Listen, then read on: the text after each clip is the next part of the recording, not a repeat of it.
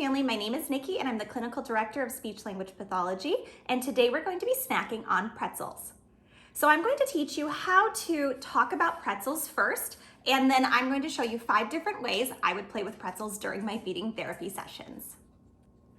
To start talking about pretzels, we first want to think about, they are brown, they're bumpy, they're salty, right? That would be the taste. So we're not quite there, but you can see the salt on this pretzel. So I'm going to talk about it. So there's white pieces, it's bumpy, it's long, it's brown, and there are different brown spots on it. So that is a lot to take in with a pretzel. So when we think about pretzels, it's not just a yummy carby snack. This is a brown stick that has bumps on it. So that's a little bit harder for our kiddos to think about eating, and it can help us understand why they might not eat this pretzel versus they might eat the pretzels that are in the little twists.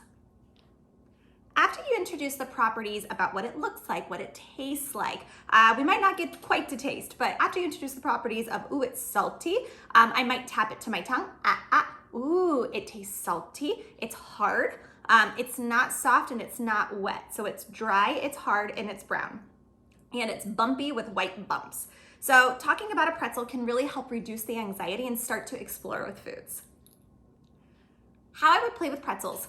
Number 1, so the first thing I might do with a pretzel is I might build a fort with it. So you can build a fort with these kinds of pretzels very easily since they are sticks, and I might just see how far I can build it up without it falling down, and maybe even give my child 1 stick to put on versus having them do the entire fort. So I might start building the fort and then hand them a pretzel and say, oh good, you try. Whoa, oh no, it fell down.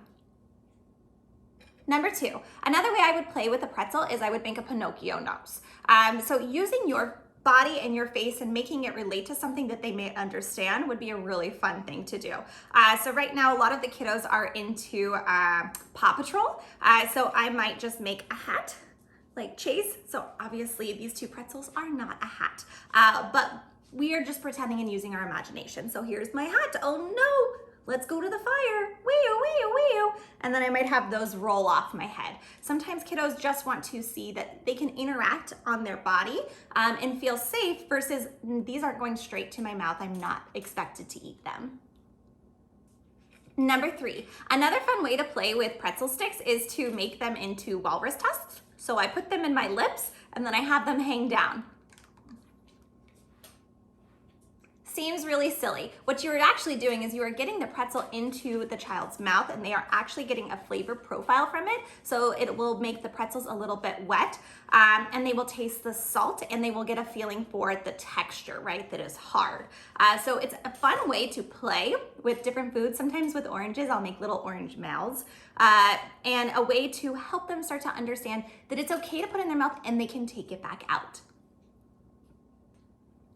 Number 4, another way that I like to play with foods and pretzels in particular is make them into drumsticks.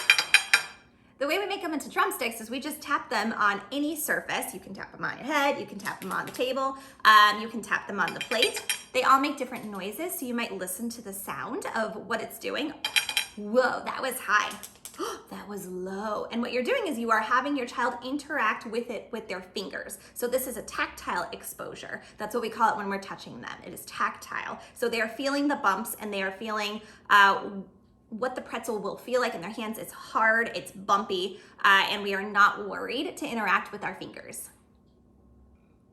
Number 5, another fun way to play with pretzels is just to roll them. So pretzels inherently roll pretty easily because they are flat. So whoa, oh, I didn't do it.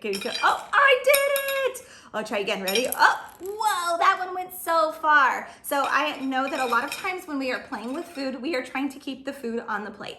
Not necessarily here, we are playing with the food. So maybe the fun part of playing with the food is that it rolls off the plate. And that's not something we typically do. So it's really exciting for our child to play.